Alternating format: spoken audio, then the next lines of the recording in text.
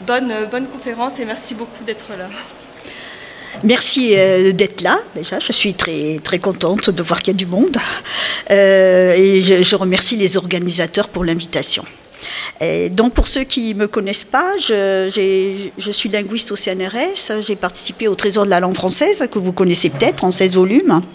Et ce projet sur les couleurs, que je publie par volume et champ de couleurs, est à la suite de ce Trésor de la langue française. J'ai proposé de me spécialiser dans ce lexique.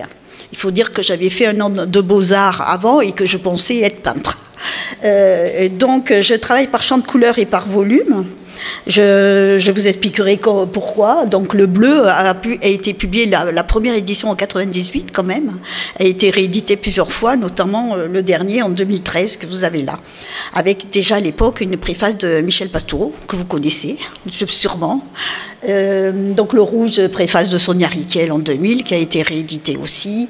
Le rose, préface notamment plusieurs textes, mais notamment de Tati, pour le rose Tati. Tout ça pour montrer que la couleur, ça intéresse tout le monde. Le noir avec une préface de Pierre Soulages, hein, ça s'est imposé pour l'outre noir, au-delà du noir. Et donc, je vais le blanc avec une préface de Jean-Louis Etienne pour ce blanc matière de la neige. On voit là qu'on a une multiplicité déjà de connotations de la couleur. Et le vert avec Patrick Blanc, créateur du mur végétal, et qui a les cheveux verts d'ailleurs. Et donc le bleu, la dernière édition qui a été avec une nouvelle préface de Michel Pastoureau et un texte épilogue de Jean-Michel Maulepoix, que vous connaissez peut-être pas, qui est un enseignant, poète, hein, et qui a fait un texte magnifique sur le bleu, un ouvrage sur le bleu de la mer, et qui a fait une synthèse par rapport au mot du bleu et à ses connotations. Alors, donc, devrait suivre le gris, le jaune, l'orange, le vert, le violet, le brun. Le gris est terminé, il va être publié en novembre. Et ce que je voudrais vous montrer, c'est qu'à travers cette analyse du lexique des couleurs français du XXe siècle et de la période contemporaine, je me suis rendu compte très vite, et notamment déjà par rapport au Trésor de la langue française, qui couvrait le 19 et 20e siècle, que le lexique de la couleur, c'était très culturel, et qu'il y avait déjà des termes du 19e qui n'existaient plus, que les sens avaient évolué. Donc cet aspect très culturel est ce qui m'intéresse. Un mot de couleur, c'est pas seulement la description d'une nuance, mais c'est aussi toutes les connotations, tous les usages, toutes ces relations à la couleur qui sont exprimées par les mots. Donc voilà, mon interrogation, c'est celle-ci. Comment dire le rouge au XXe siècle et à la période contemporaine, le bleu, le vert, quels sont les mots pour le dire, quels sont les référents, les termes indirects là, pour la nommer, d'où sont-ils pris dans la société, que nous disent les locutions que vous voyez ici, la petite robe noire, broyée du noir, layette rose, carton rose. On voit qu'avec toutes ces expressions et ces mots se met en place une peinture de la société. Et c'est ce que j'ai voulu faire. Je décris les mots, je montre les évolutions, je montre aussi les étymologies, et je montre comment le mot il va évoluer au cours des siècles, et comment par exemple le terme lividus, du latin, qui était un bleu sombre, une teinte sombre, va devenir du pâle, ce qui est tout à fait étonnant. Donc déjà là, on est dans un problème de traduction de termes dans notre propre culture. Alors, ce que je vais vous montrer, c'est comment c'est... J'ai des textes qui ont disparu. Je vais vous les dire. Je vais vous montrer l'aspect culturel de la couleur, qui est absolument essentiel, et qu'il y a donc différentes conceptions de la couleur dans l'espace et dans le temps. Et ces différences, elles s'expriment notamment dans les teintes et les nuances, mais aussi les associations symboliques. Alors déjà, une chose très étonnante, qu'est-ce que la couleur ? Eh bien, la couleur, c'est à la fois une sensation, c'est une sensation, c'est de là que devient tout le problème. C'est une sensation, et donc on ne va pas la ressentir tous de la même manière. Et puis, je vais vous expliquer comment, déjà dans la perception, le culturel va entrer en ligne de compte. C'est aussi une matière ou une lumière, c'est aussi un continuum, la couleur. et que les langues vont diviser de manière différente. Donc je vais montrer l'importance du langage dans tout cela et comment ce langage il va exprimer aussi les usages et les codes symboliques. Cela on va le retrouver à travers les codes. Alors, phénomènes physiques, physiologiques, psychologiques et culturels. C'est là que tout commence à se passer avec la couleur. Pour qu'il y ait couleur, il y a peut-être des spécialistes, je ne sais pas, il faut 3 éléments. Il faut une lumière, c'est pour ça qu'on dit la nuit tous les chats sont gris, s'il n'y a pas de lumière, vous ne pouvez pas voir les couleurs. Il faut un objet qui est éclairé par cette lumière, et surtout, ce qui est très important, il faut un récepteur. Il faut quelqu'un qui voit un animal ou un être humain, qui voit le message visuel, et qui va décrypter.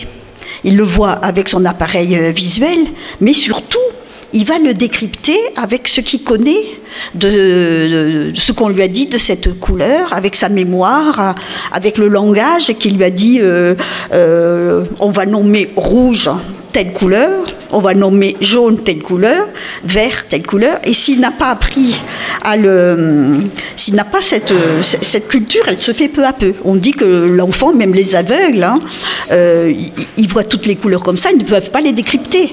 Donc ils n'ont pas appris à découper dans le continuum des couleurs. Et donc, d'ailleurs, on dit que une couleur, c'est Goethe qui a dit ça, une couleur qui n'est pas regardée n'existe pas. Et c'est vrai, puisque c'est une sensation.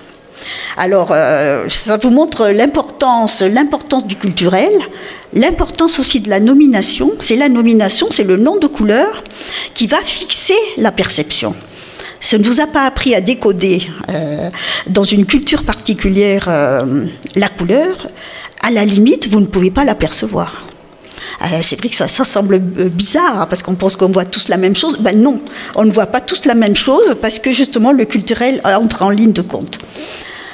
Alors par exemple, si vous faites le test de Strop à droite, vous regardez des mots de couleur, des mots qui sont écrits dans une autre couleur. Et le test, il montre que, a priori, on va lire le mot, et c'est qu'après qu'on va décoder la couleur.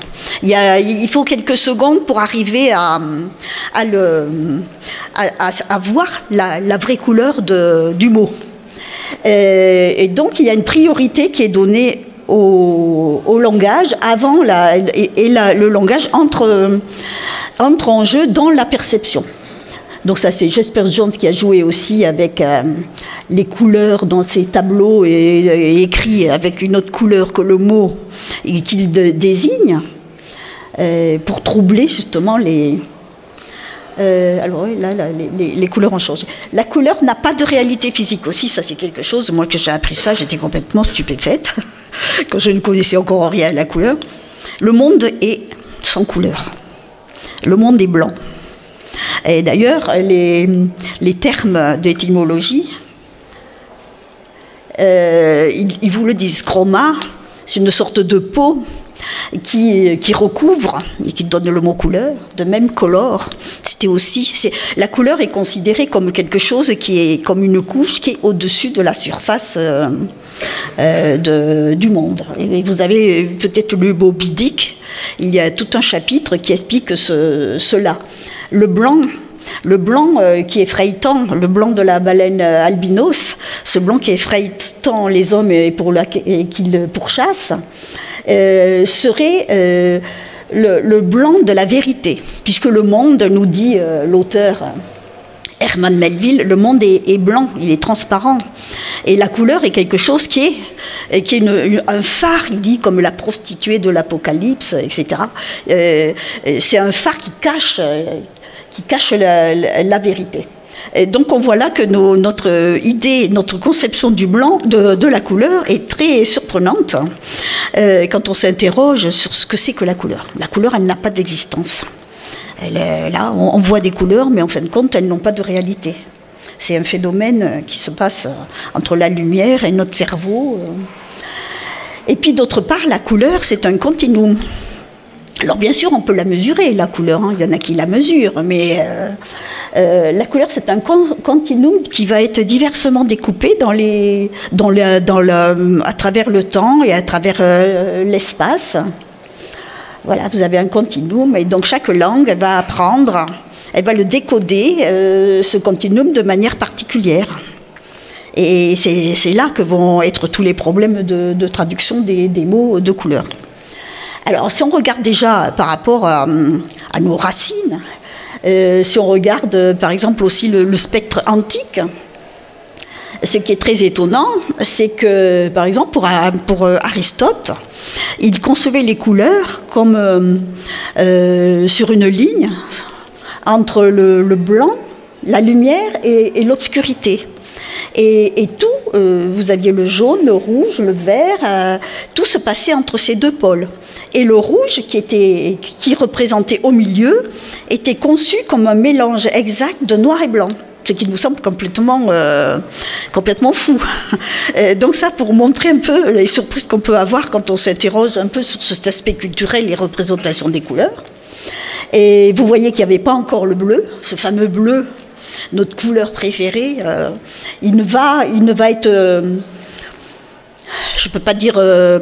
il va avoir d'existence réelle et être nommé qu'à partir du Moyen-Âge, où le bleu, dont Michel Pastoureau l'a bien expliqué, tout cela, va être nommé à partir du Moyen-Âge. Alors, certainement avec un phénomène de valorisation du bleu, parce qu'on a réussi à obtenir une matière colorante bleue beaucoup plus prestigieuse et qui tenait mieux aux étoffes, et aussi en lien donc avec le culte de la Vierge Marie. Bon, je pense que ça, vous l'avez entendu déjà, donc je ne vais pas revenir là-dessus. Et si on regarde aussi le latin, on se rend compte qu'il y avait... l'accent était mis sur la brillance, l'éclat, la matité.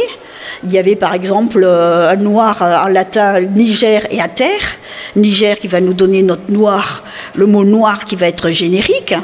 Et là, c'était un noir brillant, autrefois. Et vous aviez Ater, le noir mat, qu'on retrouve encore dans Atrabile, Atrabilaire, Atrabilis, la bile noire. Et vous aviez aussi deux blancs, Candidus, qui va nous donner Candida, ou même Candide.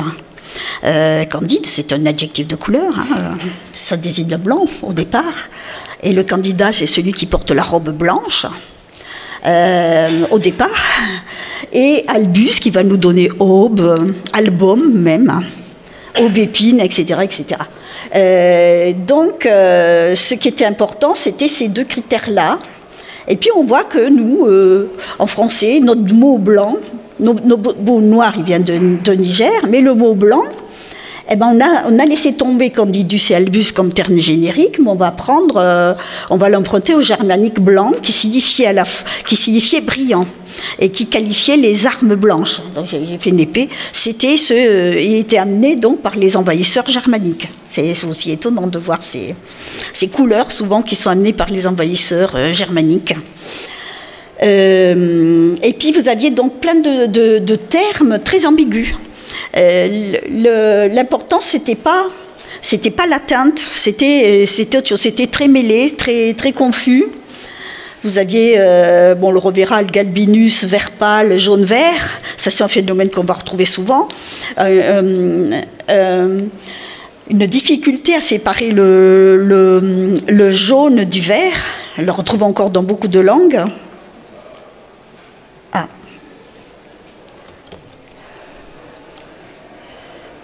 Ça s'est arrêté.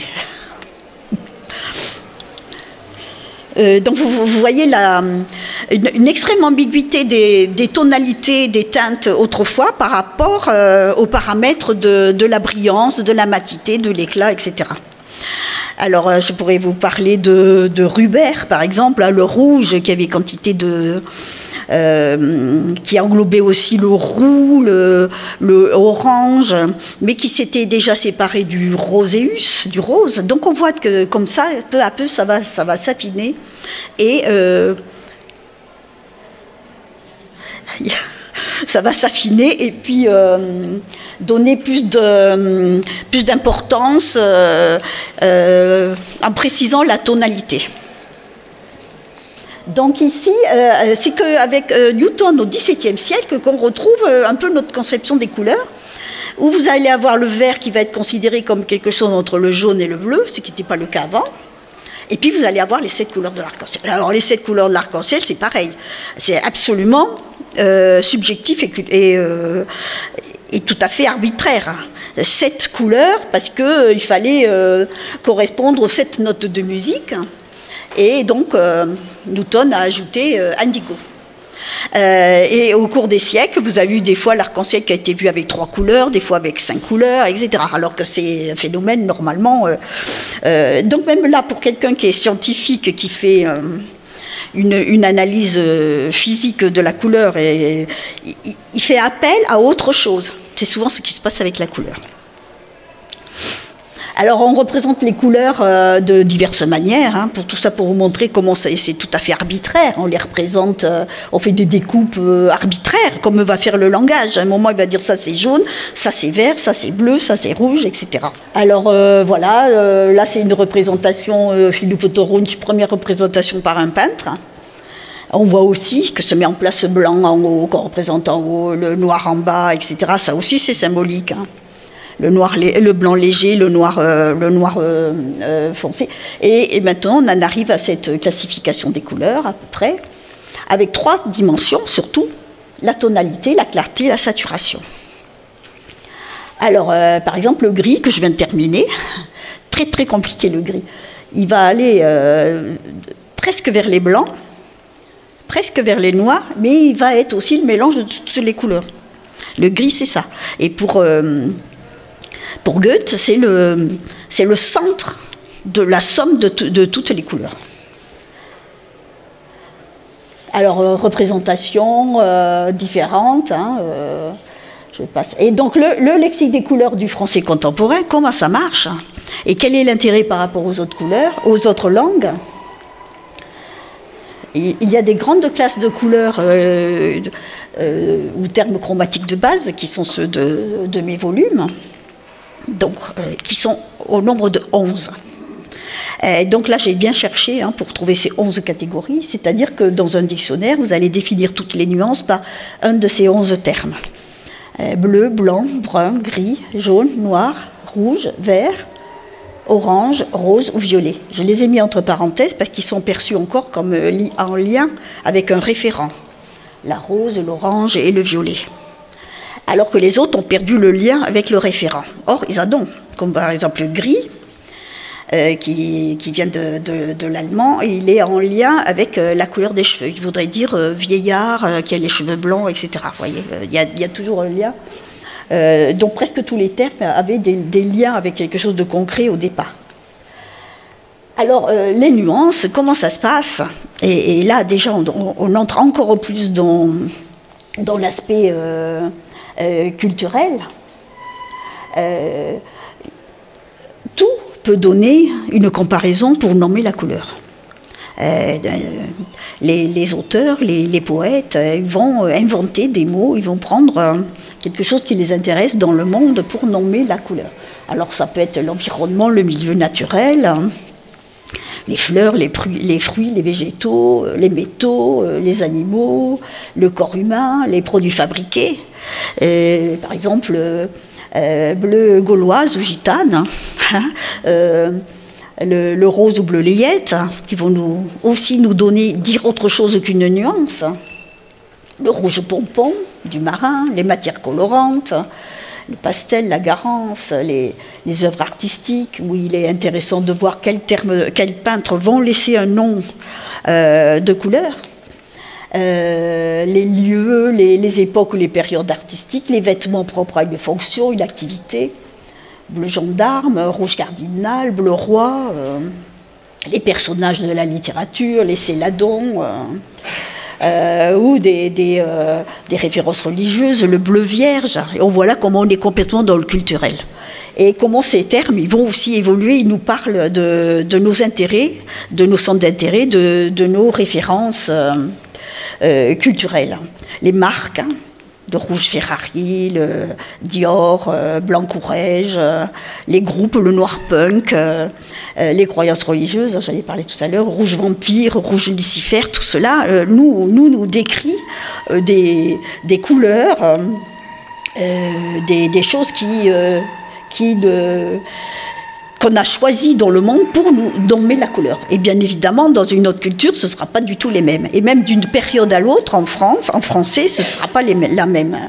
Et vous avez aussi des analogies avec directement des référents abstraits. C'est-à-dire que vous avez de suite l'idée associée à la couleur, la relation qu'on a avec elle. Par exemple, pour le bleu, que j'évoquais tout à l'heure, le bleu rêve, le bleu poème, le bleu vacances, le rouge frisson, passion, le rose innocence ou shocking, le noir désespoir ou rébellion, le blanc candide ou virginal, le vert espérance, écolo, vert paradis, vert Éden. Donc là, on voit tout ce qui se passe qui est pour décrypter la société, voir les évolutions.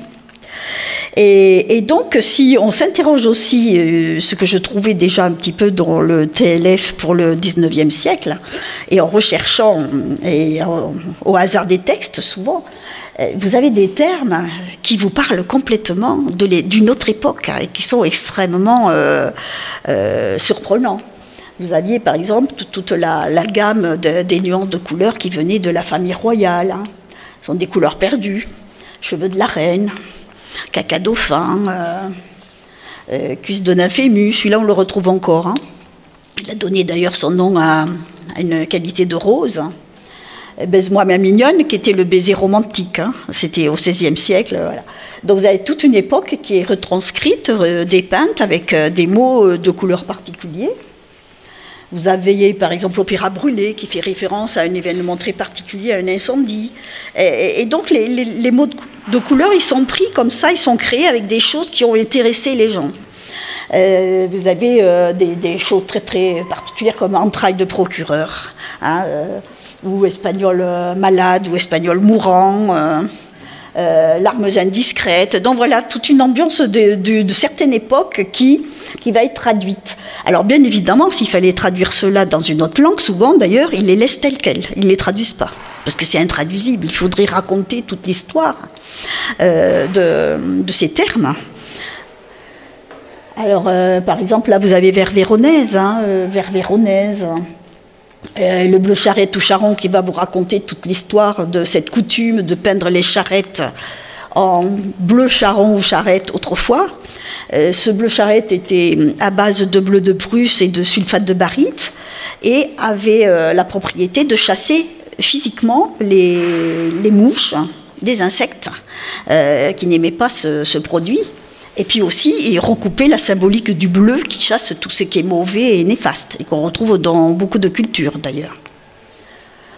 Et puis au XXe siècle, les roses Barbie, les roses bonbons, les loukoums, les roses ragées, ou ces nuances vont vous raconter aussi toutes ces choses. Il y a sur Rose Barbie, comment faire comprendre Rose Barbie à une tribu très éloignée qui n'a jamais vu cette poupée. Voilà, donc là on est dans des choses qui vont poser problème. Alors les vers Hulk aussi, des personnages comme ça de films, les Shrek qui vont donner des vernis. Je ne sais pas si vous en avez vu, des vers Shrek pour les vernis à ongles, qui a été la grande mode il n'y a pas très longtemps. Et qui perdure d'ailleurs. Alors, toute cette masse, comme vous voyez, de mots, surtout référentiels, là, ils nous dépeignent une société particulière, qui est la société française du XXe siècle. Puisque mon corpus commence à 1900, là, jusqu'à maintenant. Et donc, pour revenir au terme de base, et ce que je voudrais vous montrer par rapport aux autres cultures, en français, ça se passe comme cela. C'est 11 grandes catégories de couleurs, comme des grands tiroirs, dans lesquels, avec ces mots, dans un dictionnaire, on va pouvoir tout définir, n'importe quelle nuance. Par exemple, cramoisi, je vais dire, c'est un rouge-violet. Voilà, donc ces termes-là, on appelle ça des hyperonymes, on pourrait dire des termes génériques. Et donc, ils vont permettre de définir tous ces mots, ces nuances qui voyagent, justement, qui sont des variétés des autres grandes cases de couleurs, mais qui des fois sont entre deux, hein, bien évidemment. Et qui même des fois, selon les contextes d'emploi, vont voyager. Alors, ceci, c'est important de le voir en français, parce qu'on se rend compte ensuite, quand on regarde les autres langues de couleurs, que les choses vont être tout à fait différentes. Et c'est ce que je voudrais vous montrer. Donc voilà, on peut définir gris comme éléphant, gris éléphant comme un gris, souris pareil, trianon comme un gris, le blanc comme le blême, albescent, marmoréen, etc. Voilà, ça marche comme ça, donc tout est structuré. Le lexique de la couleur, il est très structuré, hein. C'est pas n'importe quoi, hein. Et en plus, chaque terme va avoir des applications, des contextes d'emploi en parlant de telle et telle chose, et pas d'une autre. Vous n'allez pas pouvoir dire le même terme pour les yeux, que pour les cheveux, que pour la peau, que pour une étoffe, etc. Et donc là, il y aura des problèmes de traduction aussi. Alors, je ne sais pas si vous avez entendu parler de cette thèse universaliste de Berlinguer en 1969, dont on parle beaucoup. Ce sont deux anthropologues qui ont fait des enquêtes dans toutes les parties du monde sur 80 langues et pour faire nommer les couleurs et voir ce qui se passait. Et ils en ont tiré comme règle que certaines langues ne possèdent que quelques termes de couleurs, et qu'il existerait un ordre invariable dans la nomination des couleurs, pour aller de quelques termes aux 11 catégories dont je vous parlais tout à l'heure. J'ai trouvé 11 avant eux, je ne connaissais même pas leurs travaux à l'époque. Donc ils se sont appuyés sur ce nuancier, et ils ont fait nommer dans différentes tribus, dans toutes les parties du monde, dans 80 langues, avec ce nuancier, les couleurs. Et donc, ils ont tiré comme règle que, obligatoirement, il y a 2 termes de couleur pour nommer la couleur. C'est-à-dire que vous pouvez avoir que la lumière ou l'ombre, le blanc et le noir, la clarté ou l'obscurité, et que vous allez tout classer là-dedans. Donc ça va vous montrer un petit peu l'aspect culturel des choses. Il y aurait 7 langues de Nouvelle-Guinée qui fonctionneraient encore sur ces caractéristiques. Ensuite, première vraie couleur qui serait nommée, c'est le rouge. Donc en plus du noir, entre guillemets, et du blanc, ce serait le rouge. Et il y a encore des langues donc, qui fonctionneraient que sur ces 3 grandes catégories de couleurs, où tout le reste serait classé à l'intérieur, hein. Donc c'est quand même très étonnant. Le 4e terme pour le 3e stade apparaîtrait le vert ou le jaune. Ensuite, pour le 4e stade, le vert plus le jaune. Et ça, c'est un phénomène, une complexité du vert et du jaune qu'on va retrouver dans beaucoup de langues encore actuellement, qui n'ont pas catégorisé, séparé les deux nuances. Et on retrouve d'ailleurs l'ambiguïté aussi en français, hein, souvent, pour des nuances. 6e terme, au 5e stade, apparaîtrait le bleu. Et puis, 6e stade, 7 termes, apparaîtrait le brun, pour arriver ensuite au 7e stade, avec le violet, le rose, l'orange et le gris. Donc voilà, ça c'est leur thèse, qui a été très controversée, parce qu'elle sous-entendrait qu'il y a une évolution qui part d'un minimum de catégories pour les cultures qui ne sont pas industrialisées, et que les cultures occidentales auraient le 7e stade. Alors bon, ça a été très controversé. Ce qu'on peut dire, je vais essayer de vous le montrer, c'est qu'on a comparé des choses qui n'étaient pas du tout comparables, hein, puisque les paramètres par rapport à la couleur sont très différents d'une culture à l'autre. Nous avons séparé en français, et dans les cultures occidentales, la couleur, la vue, des autres sensations, alors que d'autres cultures n'ont pas du tout séparé. Et tout entre avec d'autres paramètres. et notamment de l'affectif. Alors voilà, ce serait passé un peu comme ça, il y a peu de catégories, et ensuite, plus on va, et plus on divise, etc.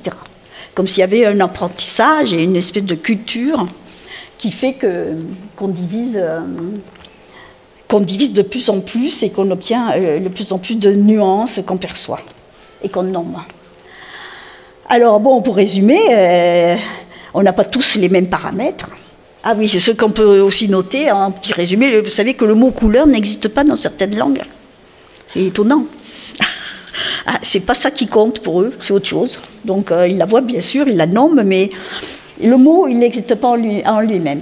Alors, pour en revenir au tableau que je vous montrais tout à l'heure, les Dani de Nouvelle-Guinée, donc en Indonésie, ils auraient 2 noms de couleurs, donc le plus petit nombre de catégories, qui serait Mili, qui veut dire sombre et froid, et Mola, lumière et chaud. Et tout va être classé là-dedans. Donc, vous voyez un peu la difficulté pour nous, pour comprendre notre système. Un exemple qui est souvent donné, c'est en Anuno, une langue des Philippines. Ça, c'est quelque chose qui est souvent dit comme un phénomène tout à fait culturel et surprenant. C'est que ce qui compte, c'est l'opposition sec-mouillé, qui constitue un des axes de la différenciation chromatique par rapport aux cultures. Et donc, il y aurait 4 noms de couleurs qui correspondraient, entre guillemets, à marron, orange, rouge, et ensuite vert clair, jaune et couleur de café, qui seraient séparés pour montrer l'opposition sec ou mouillée. Alors en Afrique, dans l'ère africaine, l'ethnolinguiste Junot, en 1936, il a écrit que l'ère africaine découpe globalement les couleurs en 3 couleurs, blanc, noir et rouge. Les Bambara du Mali classent tous les objets verts ou bleus dans la catégorie du noir, les jaunes foncés et oranges dans celle du rouge, les jaunes clairs avec le blanc, et les Nambu de la Zambie assimilent également bleu et noir ainsi que jaune et orange. Vous voyez, on est complètement dans un autre monde où on perd un peu nos repères. Là, on n'arrive pas, même dans les langues arabes, je ne sais pas s'il y en a qui parlent l'arabe, vous avez un mot qui va pouvoir signifier plusieurs nuances, de manière symbolique. Moi, j'ai du mal à comprendre comment ça marche, bien évidemment. Alors, au sujet de la population du sud-est africain, des Baronga, Junot écrit « Nitma » signifie à la fois noir et bleu foncé, Libungu c'est carmin, rouge, pourpre et aussi jaune. Le jaune n'est pas perçu comme une couleur distincte. L'Iblaza c'est le vert de l'herbe nouvelle au printemps, et le terme correspondant en Djonga est Rilambiana, littéralement ce qui fait aboyer les chiens. L'herbe verte a cet effet sur les chiens des indigènes. Voyez, voilà, donc là, il y a même une métaphore pour dire, pour signifier cette couleur qui voit si peu qu'ils n'ont pas de mots pour la dire. Alors, ce qui... Bon, ça, je l'ai déjà eu, ça. Oui, ce qui est quand même plus complexe, c'est que si on se rapproche aussi de cultures plus proches, notamment en Europe, on se rend compte que c'est encore assez, peut-être presque aussi compliqué. Par exemple, nous avons le terme rouge qui est le terme générique qui va englober tous les rouges. Or, si vous voulez traduire en hongrois, vous avez 2 termes pour le rouge. Vous avez 2 termes, vous avez pyros et voros. Et donc là, il y a peut-être une différence de nuance, mais il y a surtout des différences de connotation, des différences d'emploi, de contexte d'emploi.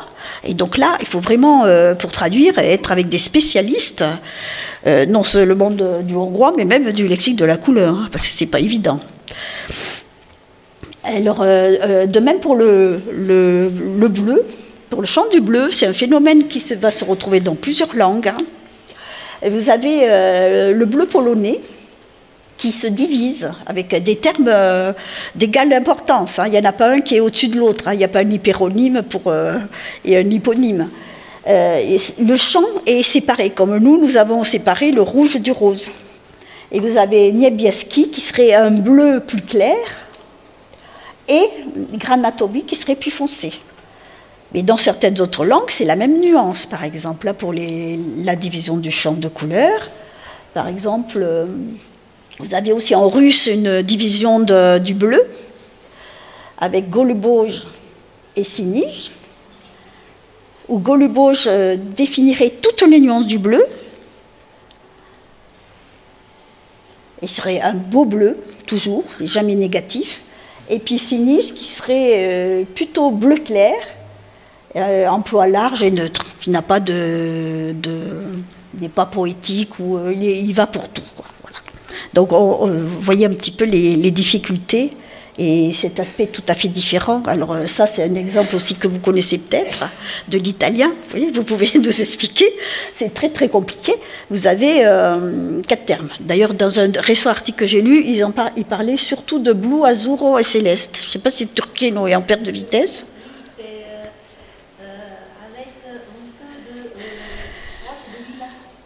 C'est proche du lilas. Mais il est quand même dans les bleus, alors. Alors vous pouvez peut-être nous expliquer la différence entre les 4. Les français, le bleu, en italien, le bleu, c'est la nuance française. L'azur, c'est le bleu clair. Oui. Céleste, c'est les couleurs du ciel. Céleste, ça signifie couleur. Et aussi, on dit céleste, on dit aussi cielo, ça signifie vraiment ciel. Et c'est une nuance d'azur avec un point de vert. Donc c'est plus chaud que l'azur. Et le turquie, c'est le turquoise, je pense, un peu plus violacé. Mais pas encore de violet. Et donc à un moment, je ne sais pas si c'est toujours le cas, on les considérait comme les 4 termes génériques. Oui, disons que nous, on est très spécifique, dans le sens, on peut dire bleu pour tout. En général, mais on est un peu plus spécifique. Donc, si c'est un bleu clair, on va dire que c'est azur. Si c'est un bleu foncé, on va dire bleu. Donc, déjà, la séparation dans la langue, c'est déjà coupé. Et après, si on ajoute un petit peu des jeunes sur ces bleus, qui devient plus... je pense aussi que c'est dû en question de climat. Je pense que j'ai trouvé qu'en Italie, les ciels, les plus bleus, clairs, mais aussi plus chauds, plus longtemps. En France, je pense que c'est une question de latitude. Après cette époque, mais on n'a plus des ciels bleu clair, que cette nuance un peu verdâtre, légèrement verdâtre. Donc on a aussi ça, que ça fait que pour nous c'est si on a cette couleur ciel, parce que pour nous c'est... Donc c'est pas tout à fait la même nuance, c'est que bleu tout court. Oui, pour nous c'est voilà. Vraiment deux nuances différentes. Il y a le ciel et il y a le bleu clair. Oui. Alors, de même pour le blanc portugais, il y aurait branco et alvo, où un tend à supplanter l'autre, mais il y avait ces 2 termes. Voilà, donc ça rappelle un petit peu ce qui se passait autrefois. Et de même pour le noir, negro et preto. Alors là, je voudrais revenir sur la problématique des nuances de vert jaune et vert bleu, puisque c'est quelque chose qu'on retrouve souvent, et qui est quand même étonnant. Le continuum bleu-vert est très souvent dans diverses langues pas séparé. C'est-à-dire que certaines langues vont avoir le même mot pour signifier tout ça. Alors c'est quand même très, très étonnant. Alors par exemple, les langues asiatiques, aztèques, même le breton, ils vont faire se chevaucher le bleu et le vert. Alors en japonais, Awo veut dire vert, bleu, noir. En vietnamien, zang, bleu et vert.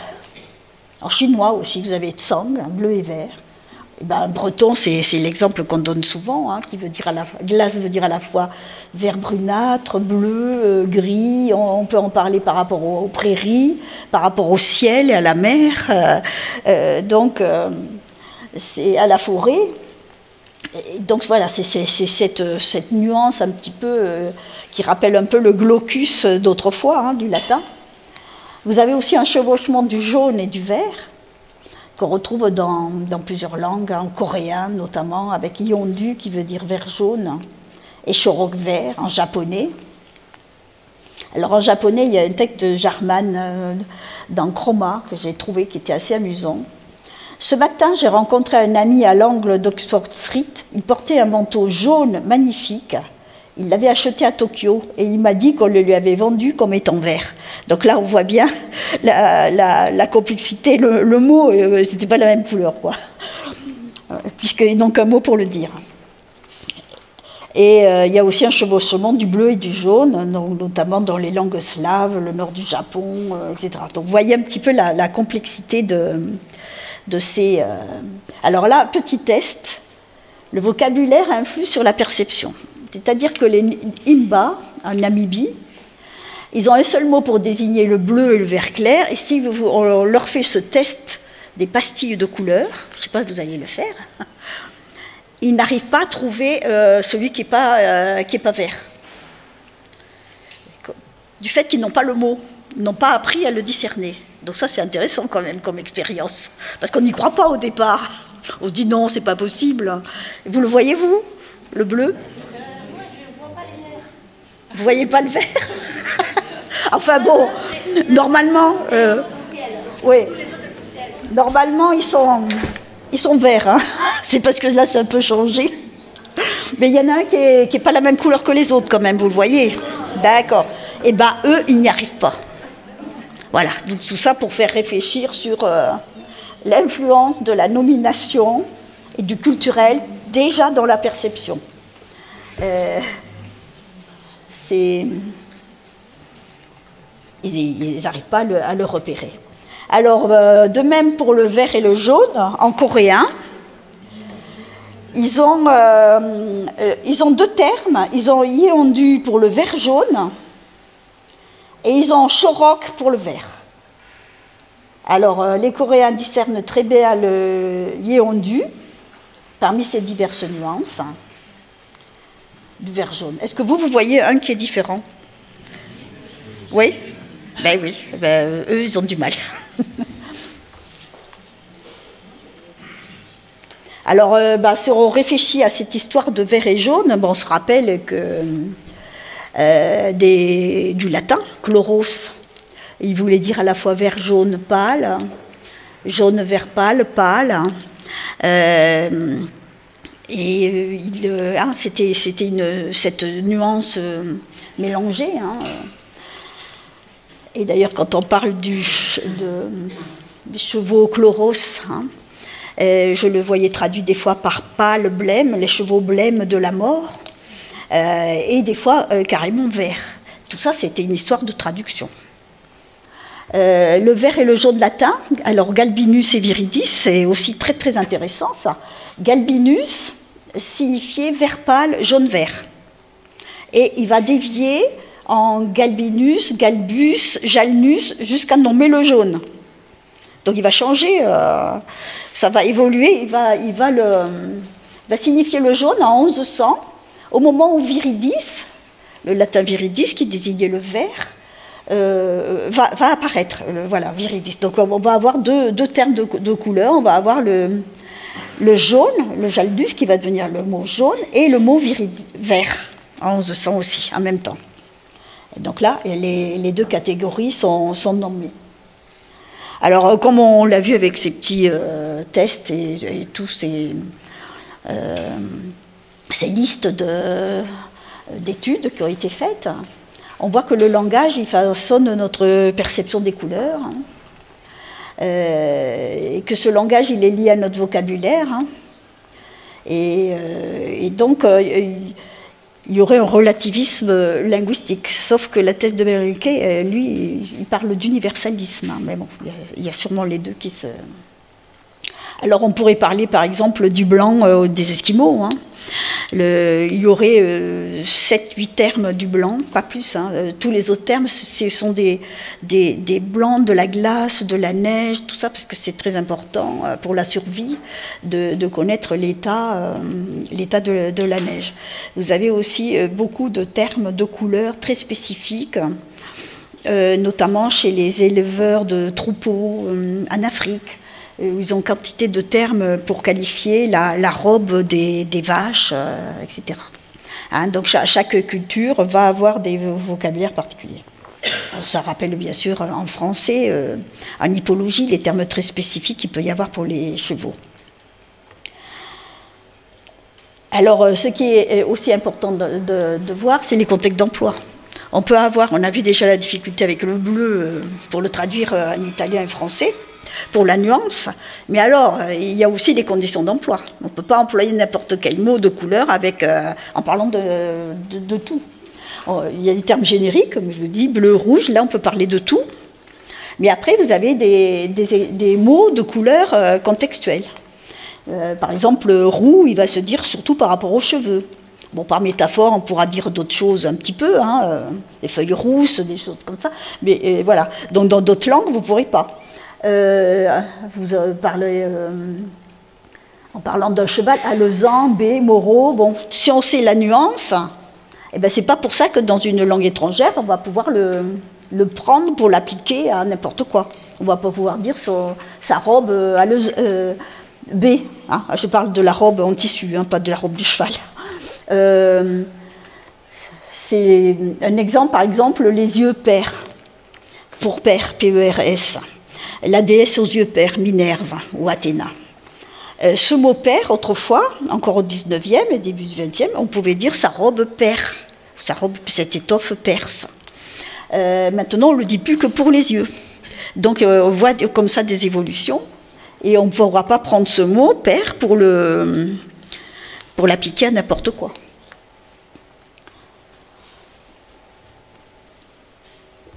Donc, ceci, c'est aussi une difficulté pour traduire d'une langue à l'autre. Alors si je compare, par exemple, si je prends le chant du brun ou du marron, hein, brun ou marron d'ailleurs, c'est... En français, le terme générique est brun, dans ma génération. Or, il y aurait une évolution où il paraît que les jeunes générations, maintenant, utiliseraient plutôt le terme marron comme terme générique. Alors qu'autrefois, le terme marron était un brun foncé. Je ne sais pas si vous... comment vous percevez, voilà. Donc il y a déjà une évolution là. Alors brun va se dire de tout, va se dire de tous les emplois, des cheveux, de la peau, voilà. Par contre, là j'ai mon tableau, ses yeux bruns, on peut le dire. Bon. Par contre, si je prends noisette, vous n'allez pas pouvoir dire sa peau noisette. C'est ce que je disais pour les emplois. Ou ses cheveux noisettes. Voilà. Chaque nuance, qui est des fois presque... Allez, ça y est, c'est parti. Qui est synonyme, va avoir des utilisations particulières. Alors, des fois, ça ne va pas correspondre avec les emplois d'une autre langue, même pour la nuance qui correspond. Par exemple, auburn, les cheveux auburn, les yeux auburn, non, la peau auburn non plus, etc. Donc, il y a à chaque fois des applications particulières. Voilà. Alors, si on pense maintenant, là, on a vu un petit peu les nuances et les conditions d'emploi. Mais si on pense aux associations, aux connotations, au code des symboles, bien évidemment, on est complètement dans des choses tout à fait différentes. Alors, moi, je ne vais peut-être pas avoir le temps de parler en détail, mais ceci, par exemple, ça me parle de notre culture, d'une culture des fois passée, avec le personnage avec sa cape rose. La mariée était en noir. Bon, on comprend, le code, c'était le deuil. L'impératrice rose Barbara Cartland, l'impératrice, la poupée Barbie du 3e âge, ça j'aime bien la formule. Voilà, on est dans nos codes à nous. Le noir de cour, le noir luxueux, la petite robe noire qui va nous raconter toute cette histoire de la mode féminine et du noir qui va devenir une couleur de séduction alors qu'elle était une couleur de deuil. Donc tout cela, les mots de couleur vont nous raconter tout ça. Comment faire comprendre, par exemple, avec ce terme noir soutane ou noir curé, à une culture tout à fait différente. L'équipée sauvage avec Marlon Brando, toute cette histoire du blouson noir des jeunes rebelles des années 70, qui va donner la locution blouson noir, hein, des jeunes voyous. Le noir du deuil, dont je vous ai parlé tout à l'heure. On va avoir toute l'évolution du noir féminin au XXe siècle. Donc tout cela pour montrer comment les mots de couleur sont tout à fait culturels. Cette invasion du noir, hein, qui est devenue la couleur classique par excellence, alors qu'un chamboulement complet à travers le XXe siècle, jusqu'à devenir une robe de séduction qui va remplacer la robe rouge de la séductrice. Hein. Dans l'iconographie et la symbolique, la robe rouge, c'est la robe de la prostituée, avec cheveux roux d'ailleurs. C'est la couleur de la tentation, la couleur du péché, etc. Donc elle est représentée comme cela. Et donc là, ce noir qui était la couleur de l'effacement et de la digression va devenir la couleur de la séduction. Puis même, voilà, c'est aux États-Unis, hein, parce que c'est un film avec Rita Hayworth, dont Gilda. On se souvient tous de cet épisode du film. Et donc on va pouvoir décrypter tout cela. Et donc comment le faire passer, le faire comprendre à des cultures tout à fait différentes, c'est assez compliqué. On parlera du noir gothique. Vous voyez à peu près toutes les évolutions qu'il y a eu avec ce noir à travers le XXe siècle. Hein. Alors le bleu vierge, hein, par exemple, avec des expressions vouer un enfant au bleu ou au blanc. Comment gloser pour faire comprendre la traduction? Vouer un enfant au bleu ou au blanc, c'est le vouer, le mettre sous la protection de la Vierge Marie, et donc par référence au bleu de la Vierge, de sa représentation, et au blanc, puisque ce sont les deux couleurs qui lui ont été associées assez récemment d'ailleurs, depuis les... donc là, vous avez par exemple le bleu roi. Bon, ça, c'est plus courant. La robe blanche de la mariée, et pas du tout la même couleur du mariage dans toutes les cultures. Hein. Je peux parler de la robe rouge en Chine, par exemple, pour la mariée. Et cette robe blanche de la mariée n'a pas été toujours... La robe de la mariée n'a pas toujours été blanche, hein, puisqu'elle était autrefois vêtue de sa plus belle robe, qui était souvent une robe rouge, hein, ou d'une autre couleur. Elle pouvait être noire aussi. C'était une belle robe qui tenait bien, une belle étoffe. Et elle est blanche depuis l'Immaculée Conception et cette idée de virginité qui s'est fait jour à ce moment-là. Donc il y a tous ces codes-là à décrypter, à faire comprendre. La communiante, hein, le petit de blonde de la pureté. Donc ce bleu de la Vierge qui était autrefois, comme vous le voyez là, un bleu beaucoup plus foncé, qui était un bleu sombre, presque noir, qui était la couleur du deuil de la Vierge, du deuil qu'elle portait de son fils.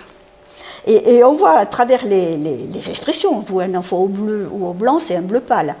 Et à travers les peintures, comment ce bleu va aussi évoluer. Et donc les textes, selon la période qui en parle, vont parler d'une couleur différente aussi. Voilà, donc être voué au bleu, au blanc, je ne sais pas si vous connaissez cette expression. Non? Et on la trouve dans les romans et tout, assez couramment encore. Alors voilà, robe de baptême, avec toute cette symbolique, couleur de passage, la marche blanche, c'est bon, qui ont commencé en Belgique, comme marche par solidarité avec les victimes, et qui arrive même à signifier une marche pour les victimes d'accidents de voiture, sans qu'il y ait un assassinat particulier. Bon, le blanc qui code les chemises blanches, les cols blancs, les chefs, les entrepreneurs, une classe sociale particulière par rapport au bleu de travail.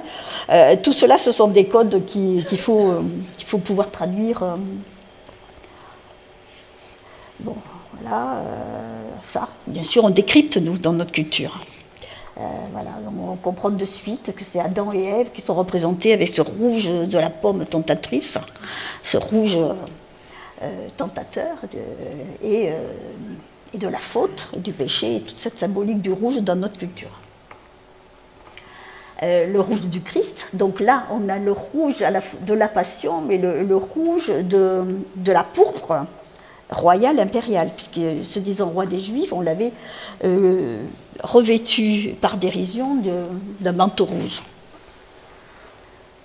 C'est le rouge du prestige, c'est le rouge de l'honneur, rouge cardinal, et la langue va en rendre compte. Donc pour traduire pourpre qui désignait le pouvoir, c'est très difficile de faire comprendre dans une autre culture d'où ça vient. Pourpre désignait par métonymie le pouvoir, la puissance, la richesse. Écarlate, le premier choix. D'ailleurs, l'eau écarlate me s'est interrogé longtemps. Pourquoi l'eau écarlate, elle est transparente? Vous n'êtes pas posé la question. Alors, j'ai trouvé comme explication que l'eau écarlate, elle permet de raviver, de retrouver la couleur. Donc, voilà, je vois que ça comme explication. Elle ravive la couleur. Cramoisi veut dire magnifique. Et on disait par exemple en cramoisi de façon parfaite, au plus haut point. Alors qu'on voit que ce terme cramoisi maintenant a pris une connotation tout à fait négative. Mais autrefois, les tentures, les velours cramoisis, c'était le summum du chic bourgeois. Voilà, et le rouge qui est désigné jusqu'au milieu du 19e, un homme vain, orgueilleux, pensa aussi au talon rouge de la cour, etc. Ah. Donc des fois, pour expliquer tout ça, il faudrait pouvoir faire une phrase presque pour l'expliquer. Alors donc, on retrouve par exemple de nos jours ruban rouge. Pourquoi? Ben, ça vient de toute cette histoire prestigieuse du rouge, de la pourpre impériale. Vous savez, de la pourpre était obtenue du coquillage marin de Murex, dont il fallait des milliers de coquillages pour avoir quelques grammes de cette pourpre très coûteuse et donc réservée très vite aux rois et aux empereurs de Rome et de Byzance sous peine de mort. Donc on voit, il ne fallait pas rigoler avec les couleurs des fois. Donc on voit ce prestige de cette couleur rouge qu'on retrouve dans les utilisations de nos jours. Ruban rouge, c'est un vestige de cette symbolique. Et de même, le label rouge pour les produits alimentaires. Le label rouge, c'est celui qui honore un produit de qualité supérieure. Donc c'est cette couleur valorisée, comme dérouler le tapis rouge pour rendre hommage à un personnage important. On est vraiment dans les codes très anciens qu'on retrouve de nos jours d'une certaine culture. Et la rosette rouge de la Légion d'honneur, qui est exactement aussi ceci, la même chose. C'est le rouge aussi luxueux. Hein. Le rouge, c'est pas que la couleur de la prostituée, hein. Ça peut être aussi un rouge tout à fait luxueux, le rouge de Dior, d'Hermès, de Valentino, comme un vestige aussi de cette pourpre cette couleur qui était si sublimée et si coûteuse à obtenir. Alors là, les robes de mariée de 2008, où on a recréé des robes rouges, puisque les historiens, tels Michel Pastoureau, nous ont expliqué que la mariée, souvent, avait une robe rouge, puisque c'était sa plus belle robe. Donc il y a eu des modes de robes rouges qui ont été proposées. Alors le rouge du péché, la lanterne des anciennes maisons de prostitution, Et donc on voit quantité de codes du rouge qu'il faut décrypter, qui sont multiples.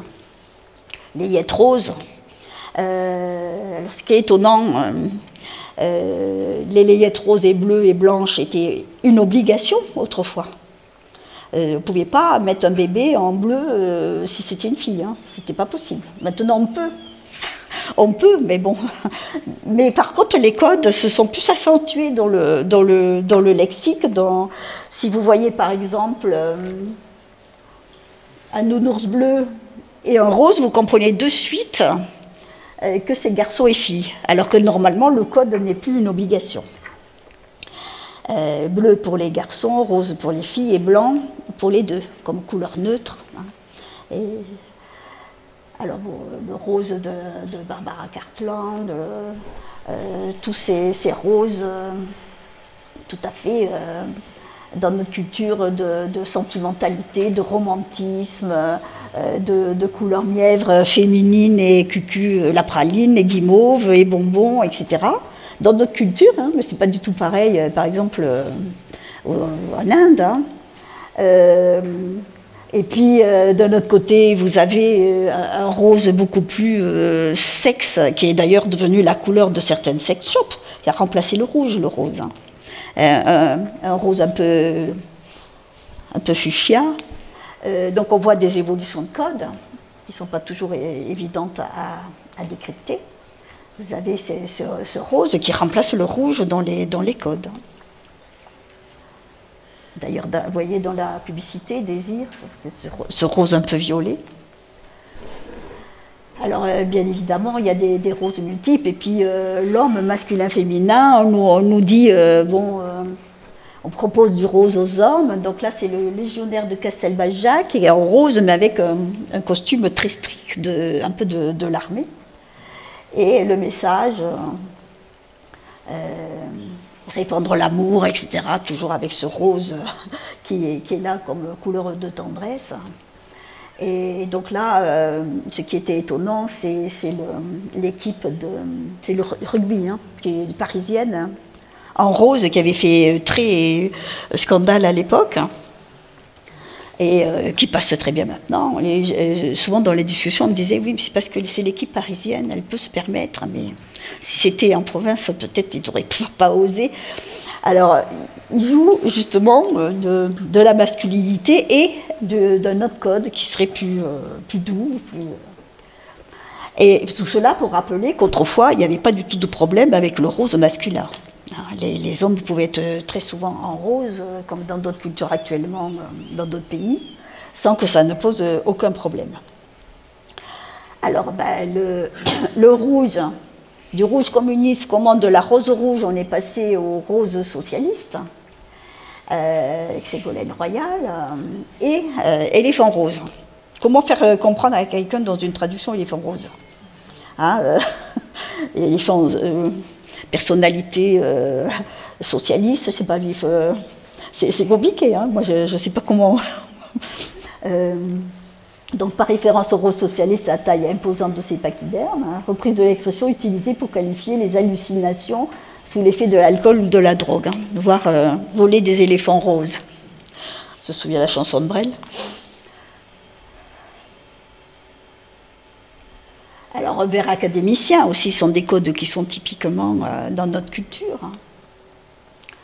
Et puis avec la couleur verte, on va voir par exemple toute la montée du mouvement écologiste, des Greenpeace, du vert, de la propreté, donc des codes nouveaux qui vont être associés à cette couleur, et une valorisation extrême. Hein. Avec des produits qui veulent nous vendre, on veut nous vendre des produits écologiques, donc on va utiliser cette couleur et des slogans pour le vendre mieux, jusqu'au prix responsable de cet élème, hein, on a tous vu ce personnage à la télévision, donc ça fait quand même réfléchir sur les utilisations de la couleur comme bourrage de crâne, jusqu'au greenwashing, le terme qui va expliquer ce phénomène, verdissement d'image, éco-blanchiment, désinformation verte, etc., etc. Et donc tout cela, petit aperçu pour vous, qui a dû vous troubler vos certitudes sur la couleur, qui fait s'interroger. Et on se demande, on se rend compte de cet aspect très très subjectif, à la fois de la perception, de la nomination, des codes, et que c'est un domaine extrêmement complexe. Alors, donc, en résumé, la couleur, comme j'ai essayé de vous le montrer, elle est essentiellement culturelle, hein, dès la perception. Le culturel entre en ligne de compte, hein, on a fait les tests là. De plus, les mots de couleur, ils sont des mots à charge culturelle partagée, peut-être plus que d'autres. Donc c'est Robert Gallisson qui a utilisé cette expression CCP, charge culturelle partagée, c'est-à-dire que pour décrypter la couleur, comme je viens de montrer surtout à la fin, ou même les nuances, il faut appartenir à une culture particulière, et vous pouvez la comprendre que si vous êtes baigné dedans, si c'est presque votre langue maternelle.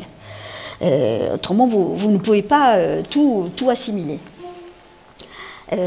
Par exemple, les dragées roses ou bleues, il donne cela comme exemple, ou l'expression les carottes ça fait les cuisses roses.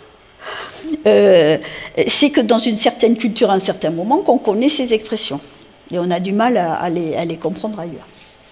Et donc, pour conclure, on voit que traduire la couleur, il faut vraiment s'imprégner, rentrer complètement dans la culture de l'autre et se projeter complètement à l'intérieur pour penser la couleur autrement pour la comprendre. Voilà. On voit qu'il y a des différences de catégorisation, des différences de nombre de couleurs, de catégories et aussi, bien sûr, tous les codes qui sont très différents dans les cultures lointaines, mais des fois dans des cultures proches. Voilà. Merci.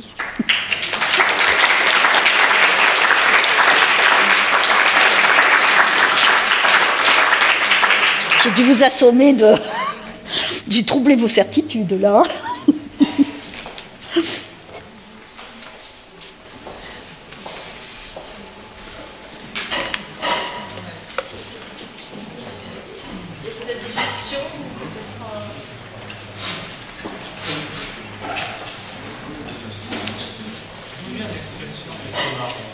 Être marron, ça vient d'un terme d'esclavage, ça. Les marrons, c'était les esclaves qui avaient acheté leur liberté, je crois, hein, qui avaient été rachetés. Voilà. Et dans les seuls moments de grève, ceux qui refusent le travail, ce sont les jaunes. Oui. Alors, les jaunes, parce que le jaune, c'est assimilé toujours à celui qui trahit, au traître. Le jaune, c'est celui qui n'est pas clair. D'ailleurs, même on dit jaune d'envie. Vous savez, c'est une émotion rentrée sournoise. C'est ça le jaune. C'est une couleur très mal vue en français. Et encore de nos jours. Hein. Sauf en cyclisme, quand même. Ah oui, mais ça c'est en Italie déjà, normalement. Ah, ça vient d'Italie, ça. Par contre, en Italie, c'est les verts. Le jaune. À la place, dans les contextes, ce serait les verts. Ah bon? On change de couleur, là. Et quand vous avez montré les deux nuances de passage de bleu au vert, pour nous, d'un côté, c'est à l'écran. Oui, à l'écran. Je ne le vois pas, parce que je vois qu'il y a une différence entre l'écran et la table et là, c'est cielo et des petits points. Oui. Vert de piselle. Donc, pour nous, ces deux couleurs sont clairement différentes. Et vert petit pois, c'est bien vu, ça. C'est rigolo comme vert petit pois, vous avez dit. Vert de piselle, vert petit pois. C'est parce que c'est un vert clair, très clair, qui se rapproche du jaune. Si on voit, ce n'est pas exactement les petits pois qui fait référence, c'est la gousse. Oui, voilà. D'accord. Alors nous, par contre, on dit purée de pois pour le brouillard, tout ça, vous voyez. Mais vert petit pois, on ne le dit pas, on dit vert pois. Donc il y a des décalages, il y a des listes à faire comme ça, que c'est très intéressant. Hein. de différences de référents pour nommer les nuances. C'est une espèce de dictionnaire entre les langues, faire comme un gradient linguistique, dans le sens mettre des nuances et indiquer les noms par rapport aux langues. Parce que quand on a des dictionnaires, les soucis, c'est qu'on dit plus ou moins, c'est ça, c'est plus ou moins la traduction, mais c'est bien plus parlant de mettre en couleur.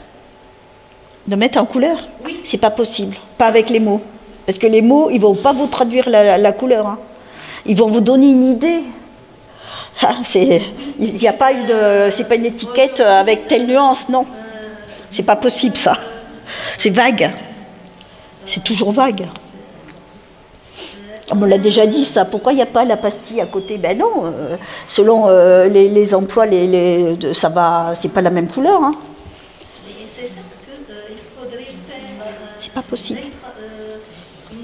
On met dans la gamme des nuanciers. Regardez les nuanciers, ils mettent des fois des mots de couleur, mais d'un nuancier d'une marque à l'autre, le même nom de couleur n'aura pas la même nuance. C'est impossible. Si je dis azur, vous allez mettre quelle couleur? Si je mets roux, vous allez devoir mettre tout un nuancier de roux. Hein. Bah oui, mais... Le langage, il n'est pas fait pour... Le langage, justement, il est fait pour vous nommer une couleur que vous ne voyez pas. Autrement... Il n'y a pas un domaine quand même qui échappe au rapport social et culturel de la couleur. Je pense en particulier au drapeau, et plus particulièrement au drapeau de certains pays d'Afrique, par exemple. Est-ce qu'il n'y a pas justement là un décalage avec le culturel? Dans le choix des couleurs, dans le choix des drapeaux? Des couleurs qui ont été choisies pour les drapeaux. Est-ce que vous avez fait une étude là-dessus? Non, il n'y a pas encore eu beaucoup de travaux là-dessus. Même Michel Pastoureau y a renoncé, c'est très compliqué. Et par contre, ce qu'on peut dire, c'est le vert est souvent dans le drapeau des pays musulmans. Donc c'est culturel. Au contraire, moi je pense que c'est culturel, les couleurs des drapeaux. Le bleu, blanc, rouge français, il est très culturel. Oui, je pense que ouais. Des choix qui ont dû être faits, à mon avis, sur certains pays africains, sur les couleurs des drapeaux. Et le bleu européen, je l'ai enlevé là parce que j'avais trop de... Vous savez d'où il vient le bleu du drapeau européen? Il a été inspiré de d'une vierge des vitraux de la cathédrale de Strasbourg, la Vierge aux 12 étoiles qui avait un manteau bleu. Donc c'est une référence religieuse. Et le drapeau européen, c'est le bleu de la Vierge. Donc même dans les drapeaux, vous voyez. Et puis c'est aussi la couleur de la paix, la couleur consensuelle, le bleu. Hein, mais il y a eu des articles que j'ai retrouvés qui disaient que dans les années 50, là, quand ils ont choisi la couleur du drapeau, ils se sont inspirés de ce vitrail de la cathédrale de Strasbourg. C'est étonnant, hein. Ça ne se dit pas trop. Parce que... je ne sais pas, il faudrait que je regarde dans mon dico, là, parce que je l'ai noté. Je crois que c'est en 1955. Et justement, c'était aussi pour contrecarrer le rouge communiste. Parce que souvent, le bleu contre le... Ouais. Donc, c'est très, très culturel, les couleurs des drapeaux.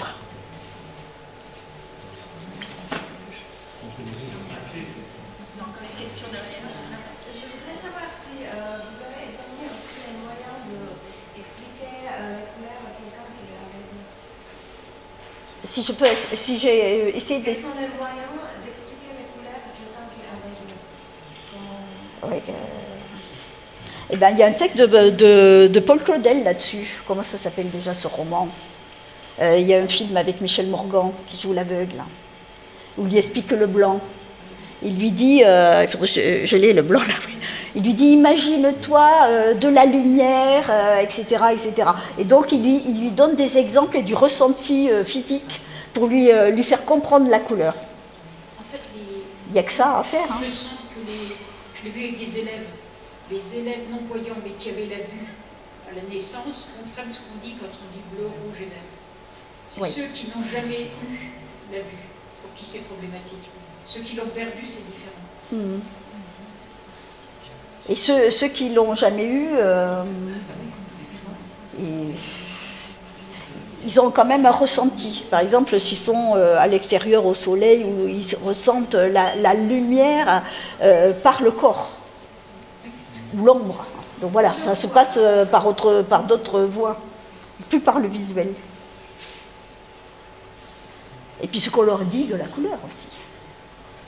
Tous ces codes qu'on a pu expliquer vont leur donner une idée de la couleur. Moi, je voulais savoir, est-ce que des traducteurs font appel justement à vous, en tant que spécialiste J'avais été invitée une fois pour l'association des traducteurs. Mais je n'ai jamais fait de traduction. Alors par contre, mon dictionnaire, il est prévu pour ça, pour aider à la traduction. C'est-à-dire que tout, c'est des fois un peu pénible à lire pour certains. C'est un dictionnaire, mais il est très très fouillé à cause de. C'est pas une petite synthèse, parce que justement toutes ces conditions d'emploi, tout est décortiqué pour bien montrer que, par exemple, le noisette, ça se dira avec tel truc et pas autre chose. Donc pour toutes les nuances, c'est bien expliqué. Chaque fois, c'est sous-divisé. Si c'est le vocabulaire de la mode en parlant d'une étoffe, si c'est la couleur du teint, voilà, tout est les cheveux. Disons, vous savez s'il existe quelqu'un dans d'autres pays, Espagne, Allemagne, Italie, comme vous, fait le même travail de recherche sur la couleur? Alors ça commence. Après les dictionnaires, là, il y a des étudiants qui ont commencé des thèses sur ces recherches et qui ont commencé à faire des articles qui s'inspirent du dictionnaire, et qui est fait pour ça, pour essayer, dans leur pays, de faire la même chose ou sur une couleur. Par exemple, j'avais trouvé un article sur le gris. Je crois que c'était par rapport aux Polonais, je ne sais plus, et par rapport aux Français. Mais la chance que j'ai eue, moi, c'est que j'avais des bases informatisées très très importantes avec le CNRS. Ce sont des milliers et des milliers d'exemples que je peux interroger à l'ordinateur. Déjà pour le Trésor de la langue française, il y avait les blogs AMA, à l'époque on n'avait pas encore Frontex, c'était sur papier, sur des blogs. Donc j'avais, je me souviens pour Rouge, plus de 50 000 exemples. Et ça, ces outils-là, si certains pays ne les ont pas, s'il n'y a pas les bases, on ne peut rien faire, quoi. Vous pouvez, dans les dictionnaires, il n'y a pour ainsi dire rien. Donc la première chose, c'est d'avoir un corpus et des outils pour pouvoir analyser les couleurs. Donc il y a la base Frontex, moi j'avais les bases de néologismes de journaux aussi, je pouvais chercher dans des journaux. Et puis je mettais de côté depuis les années, j'ose plus trop le dire, depuis les années 75, je mettais tout de côté sur des petites fiches pour mon projet de dictionnaire. Alors c'est vrai que maintenant qu'il y a des choses qui sont faites, c'est plus facile c'est vrai qu'il faudrait que ce serait super d'avoir un dictionnaire d'italien, des couleurs en italien, en russe. Donc je sais que j'étais un jury d'une étudiante qui avait fait une thèse sur les couleurs dans le lexique de la mode en Russie. Très intéressant aussi au point de vue culturel, voir les influences du français pendant la période communiste, tout ça, comment ça se passait. Car elle aimerait bien faire un lexique, mais il faut les outils aussi. Hein. On peut pas, je ne sais pas si en Italie, il y a des corpus importants. J'aime pas parce qu'en réalité, l'italien, c'est une langue récente. Oui, mais il n'y a pas besoin d'avoir des vieux termes. L'italien, il a été, entre guillemets, étudié sur table. La première version de l'italien, c'est de 1819. Donc, on n'a pas autant, parce qu'il est né dans le dialecte de Florentin. Donc, en réalité, c'est une Florentin. Et il a été... donc, on n'a pas la même bagage culturel qui fait que ça fait depuis je ne sais plus quelle époque, de quel roi qu'il a fait instituer l'Institut pour la langue française. Et on est carrément dans d'autres,